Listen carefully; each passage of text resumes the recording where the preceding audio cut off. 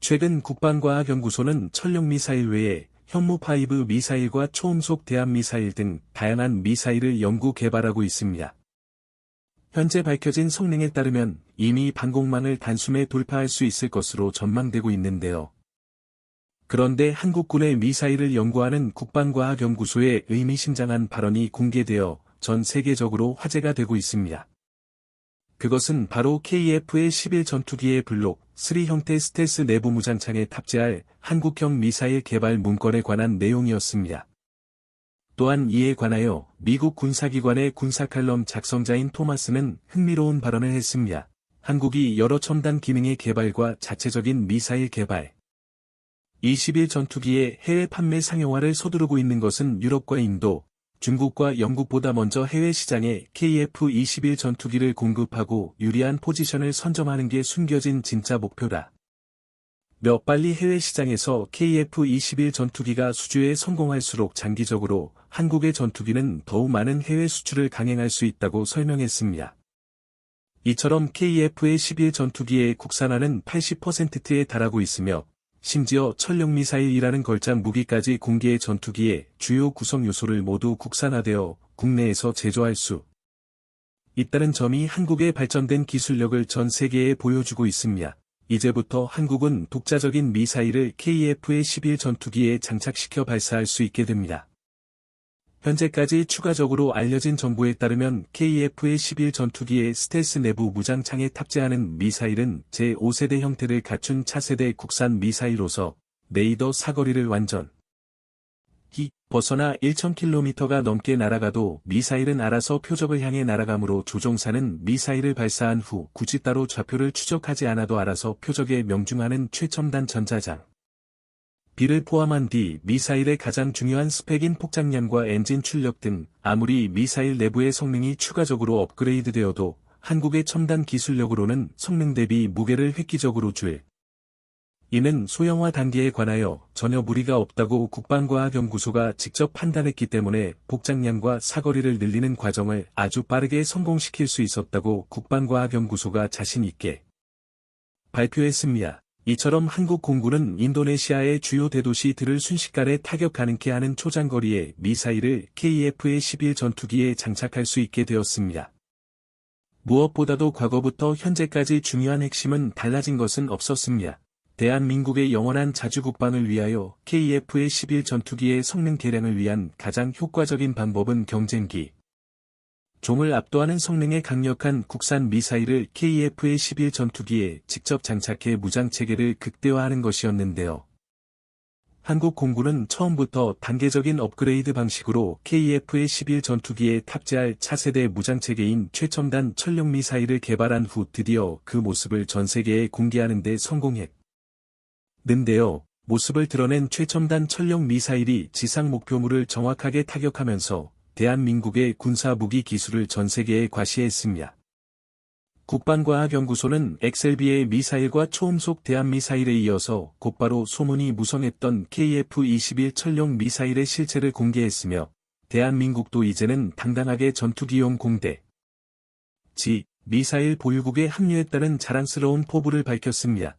특히 한국의 영원한 주도적인 임위에 주요 행정 건물과 발전소, 군사기지 그리고 공항과 항구 등 주요 건축물을 무너뜨리고 폭파시키는 데 굉장히 치명적인 게 증명되었습니다. 심지어 인류의 방공망을 손쉽게 돌파해 초토화시킬 수 있다는 것이 확인됐습니다.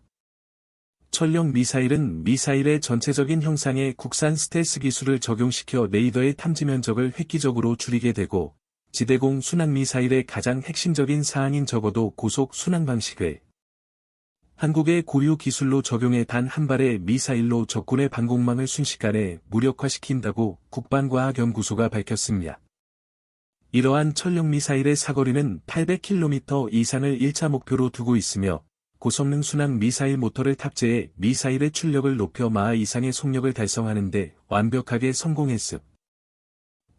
신형 지대공 미사일을 로켓 엔진은 고체 로켓 부스터와 추진 엔진을 병행함에 따라 기존 로켓 엔진의 출력 대비 유효 사거리를 비약적으로 올릴 수 있었으며 차고 공개될 개량형의 경우 사거리 1000km 0 0 0 k m 1000 km 이상을 연구 개발해 최종 목표로 계획을 세웠습니다. 이렇듯 KF-11 전투기에 발사된 천령 미사일은 마하 S의 속도로 날아가게 되며 표적을 타격할 시 강화 콘크리트 7m 이상을 뚫고 들어가 그 자리에서 폭발의 주변에 있는 모든 것을 초토화시키는 형식입니다. 천령 미사일도 현무 미사일처럼 고폭탄과 관통형 두 가지 형태로 나뉘게 되며 한국 공군의 교리에 따라 다양한 방식으로 운영이 가능해집니다. 2026년 KF-11 전투기가 개발이 완료되어 천령 미사일을 탑재하는 순간 한국 공군은 800km 이상 떨어진 공중에서도 임의의 대도시를 초토화 폭격할 수 있게 되는 것이죠. 천령 미사일은 KG-12 폭탄처럼 격렬한 무기가 아닌 중대형 급장거리 순항 미사일로 분류됩니다. 무게는 1300kg의 탄두 중량은 440kg 정도로 독일의 공대지 순항 미사일인 타우루스 미사일과 비슷한 형태를 보이고 있는데요. 그만큼 더 위력이 크면 내부에 다양한 종류의 탄두를 탑재할 수 있고 관통형 탄두라는 별칭의 이중 탄두를 탑재하여 지하시설 관통도 충분히 가능해졌습니다. 탄두 앞에 성형 자격탄을 배치해 구멍을 뚫고 후방에 약간 가느다란 탄두가 내부에서 폭발하는 방식이죠. 천령 미사일은 현재 탐색 개발 단계로서 GPS 유도 방식을 시험했는데요. 이번에 진행된 시험은 탑재된 항공기에서 미사일이 분리된 후 천령 미사일의 날개를 펼치고 표적까지 정확히 비행하여 타격하는 것이며 이번 비행시험은 성공적으로 실시되었습니다. 장거리 공대지 미사일은 그동안 외국에서 수입해 오던 미사일을 대체하고 더 우수한 스텔스 성능과 긴 사거리를 갖추는 것을 목표로 개발되고 있으며 향후 이 미사일을 탑재하게 될 KF-11 전투기의 수출 경쟁력 강화에도 큰 효과가 있을 것으로 전망됩니다. 국방과학 선진국인 한국은 천령 미사일의 시험 발사부터 탑재까지 KF-11 전투기가 등장하는 2026년 안에 완료하겠다는 방침입니다. KF-11 천령 미사일은 LIGNX1과 국방과학연구소 ADD가 시험 개발 중에 있습니다. 시험 개발은 본격적인 체계 개발에 앞서 기술 확보 가능성, 사진, 개념 연구 등을 하는 단계 개발인데요. 이를 위해서 현재를 기준으로 한국의 미사일 개발 담당 방위사업부인 국방과학연구소의 예산 규모는 매년 14씩 증가하고 있습니다. 투입되는 연구 인력들도 엄청납니다. 우리 한국이 XLB의 미사일과 초음속 대함미사일에 이어서 곧바로 소문이 무성했던 KF-21에 사용할 천령 미사일의 실체를 공개했으며 대한민국도 이제는 당당하게 전투기용 공대 지 미사일 보유국에 합류했다는 자랑스러운 포부를 밝혔습니다. 도움이 되셨다면 구독과 좋아요 부탁드립니다. 정에 따르면 한국이 개발에 고전해야만 인미 측이 더 많은 지분을 가져가게 되는 것이니 한국이 KF-11 전투기 개발에 어려운 난관을 겪으며 인도네시아의 KF-11 전투기 영향력 확장을 기대했습니다만 돌이켜보면 그것은 정말로 한심한 생각이었습니다. 모두가 알다시피 지금 현재 상황으론 분담금 지불조차 하지 않은 인미에게 떨어질 콩고물은 가루 하나조차 남지 않았습니다. 우리 대한민국을 배신한 대가로 인미는 이제 그림의 떡만 쳐다보는 신세로 전락하게 되었는데요.